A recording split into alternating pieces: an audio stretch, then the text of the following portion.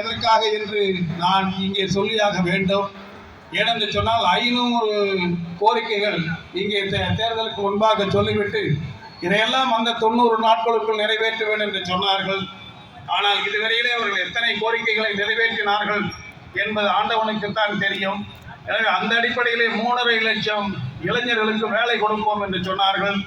பட்டதாரியாக வருகிற முதல் தலைமுறை பட்டதாரிகளுக்கு வேலையிலே முன்னுரிமை என்று சொன்னார்கள். ஆனால் ஒன்றை கூட அவர்கள் இளைஞர்களுக்கு செய்ததாக தெரியவில்லை. அதற்கு பதிலாக அந்த இளைஞர்களும் மாணவியர்களும் போதைப் பொருளுக்கு அடிமையாகி இன்றைய தினம் சீரழிந்து கொண்டிருக்கிற நிலைதான் திமுக ஆட்சியிலே நடந்து கொண்டிருக்கிறது என்பதை மக்கள் உணர வேண்டும் என்பதற்காகத்தான் இந்த ஆர்ப்பாட்டமே அண்ணன் டிடிவி தினகரன் அவர்கள் நடத்தி கொண்டிருக்கிறார்கள். எனவே இளைஞர்களுக்கு வேலை வாய்ப்பினை கொடுப்பதற்கு பதிலாக போதைப் பொருள் இங்கே பரவலாக தமிழ்நாடு முழுவதும் மட்டுமல்ல இந்தியா முழுவதும் கூட இங்கே பரவலாக கடத்தப்பட்டு கொண்டிருக்கிறது. உலக அளவிலே கடத்தி கொண்டிருக்கிறார்கள் என்றெல்லாம் சொல்லிக் கொண்டிருக்கிற இந்த நிலையிலே அந்த அண்ணன் சொன்னதை போல இந்த ஜாஃபர் சாதிக் என்பவர் பர்மா பஜாரிலே திருட்டு சிடி விற்று கொண்டிருந்திருக்கிறார். திருட்டு வீடியோ விற்று கொண்டிருந்த ஒரு நபர், திருட்டு வீடியோ விற்று கொண்டிருந்த ஒருத்தர் தியாகதூர் அந்த நம்ம திமுகவினுடைய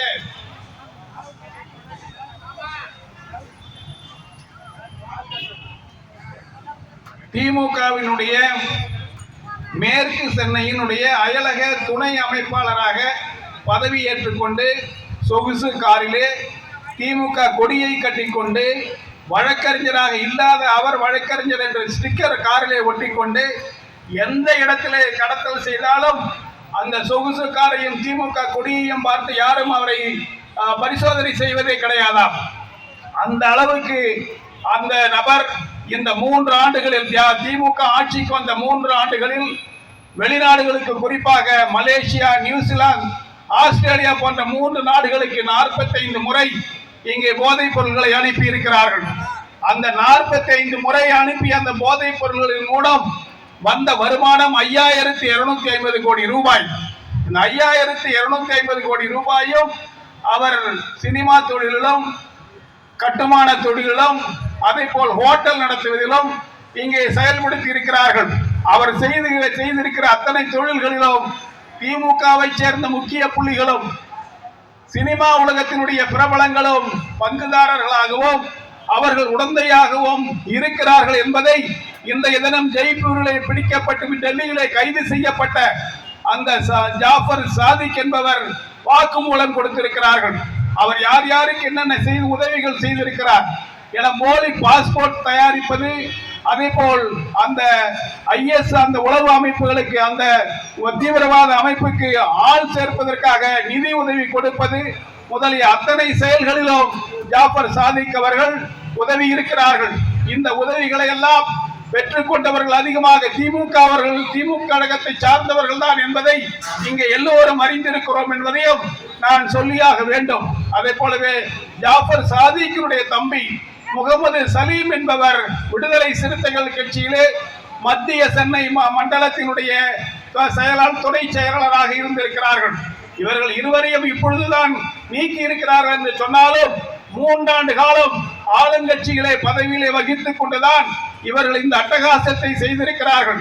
அவனை அப்படிப்பட்ட ஆள் அவர் செய்த தொழில் எல்லாம் பகிரங்கமாக பர்மா பஜாரிலே திருட்டு சீடி விற்ற ஒரு ஆள் அகில உலகத்திலேயும் போதைப் பொருள் கடத்துகிற கும்பலுக்கு தலைவனாக மாறி இருக்கிறார் என்று சொன்னால் அதை பிடிக்க முடியாத ஒரு திமுக அரசை மக்களுக்கு அடையாளம் காட்ட வேண்டும் என்கிற ஒரே காரணத்திற்காகத்தான் இளைஞர்கள் எல்லாம் எப்படி சீரழிக்கப்படுகிறார்கள் என்பதை சொல்லியாக வேண்டும், மக்கள் உணர வேண்டும் என்கிற காரணத்திற்காகத்தான் இந்த ஆர்ப்பாட்டத்தை மக்கள் செல்வர் அவர்கள் நடத்தி கொண்டிருக்கிறார்கள்.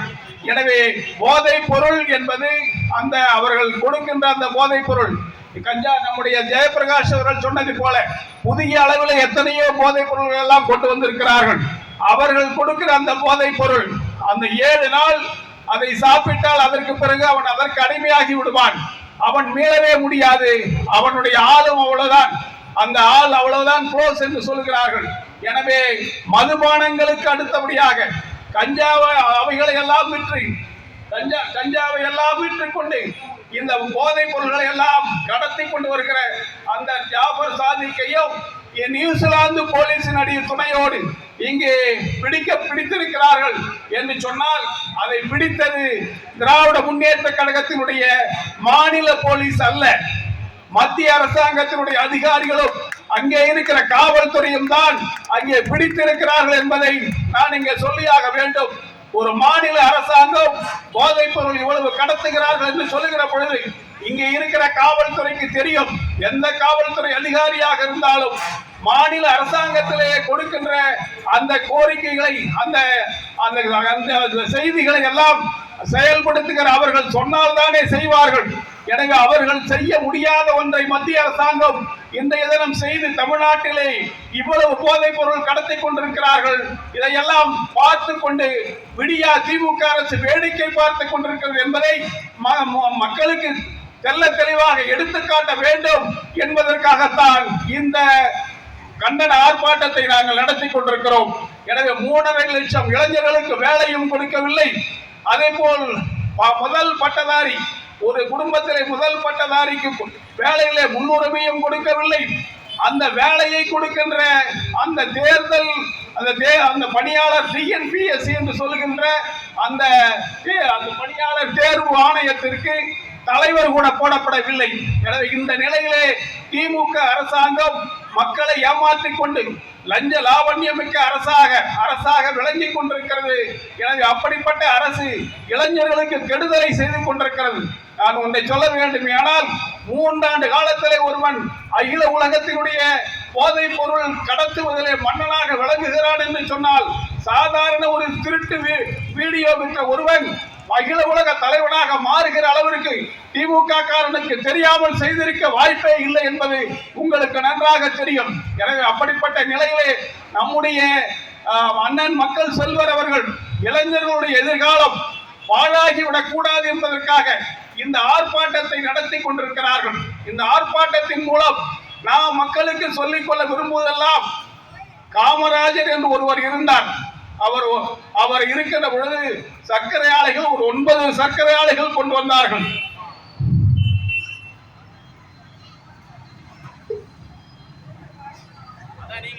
இந்த 9 சர்க்கரை ஆலைகளுக்கும் மிஷன்கள் வாங்குவதற்காக ஜப்பானுக்கு அதிகாரிகள் சென்றார்கள். ஜப்பானுக்கு சென்ற அதிகாரிகள் மிஷன்களை எல்லாம் வாங்கிவிட்டார்கள். வாங்கியதற்கு பிறகு அந்த அதிகாரிகள் ஒவ்வொரு ஆலைக்கும் 1 கோடி ரூபாய்க்கு மேல் மிஷின்கள் வாங்கி இருக்கிறார்கள். அந்த 1 கோடியிலே ஒரு ஆலைக்கு 1 கோடி என்று சொல்கிறார்கள். அந்த 9 ஆலைகளுக்கு 9 கோடி.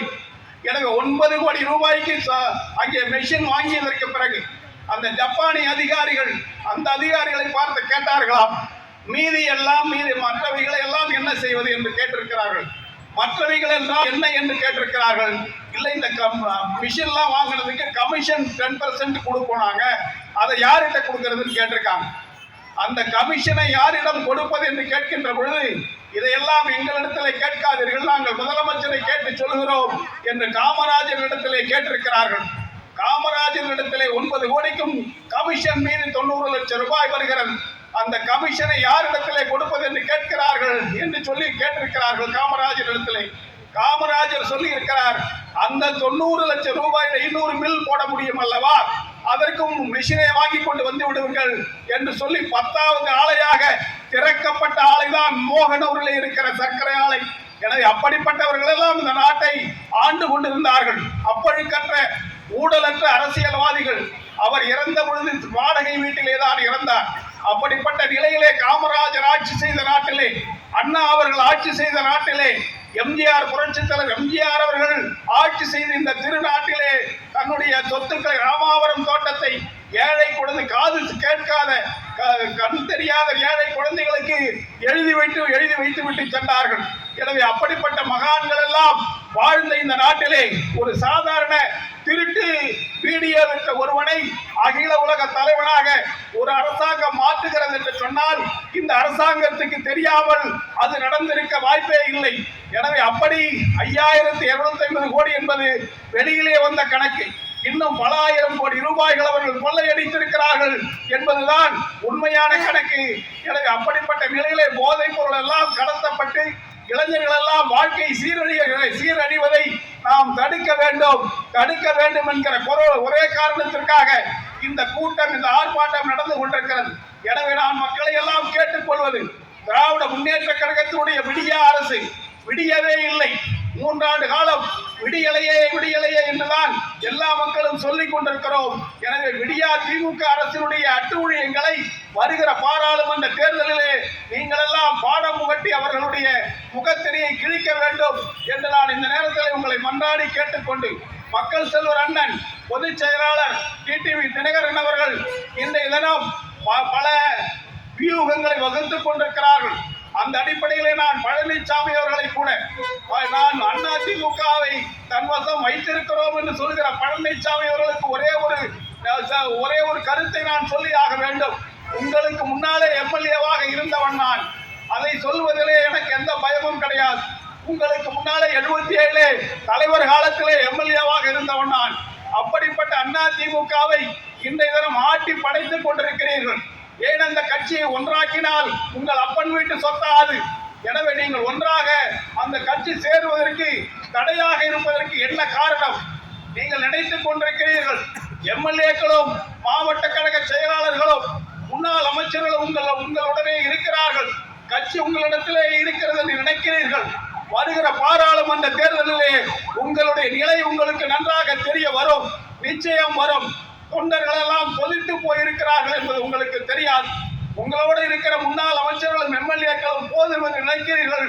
ஆனால் எம்ஜிஆரின் தொண்டன், புரட்சி தலைவர் அம்மாவுடைய தொண்டன் இந்த கட்சியை வீணடைக்கிறாரே இந்த பழனிசாமி என்று நினைத்துக் கொண்டிருக்கிறார்கள். அதற்கு சரியான பாடம் புகட்டுவார்கள் என்றால் அந்த நேரத்திலே கூறிக்கொண்டு, விடியா திமுக அரசையும் கண்டித்து அதிமுகவை அழித்துக் கொண்டிருக்கிற பழனிசாமியையும் கண்டித்து இந்த ஆர்ப்பாட்டத்தில் இங்கே வந்திருக்கிற உங்கள் அத்தனை பேருக்கும் என்னுடைய நன்றிகளை கூறி முடிக்கின்றேன். நன்றி, வணக்கம்.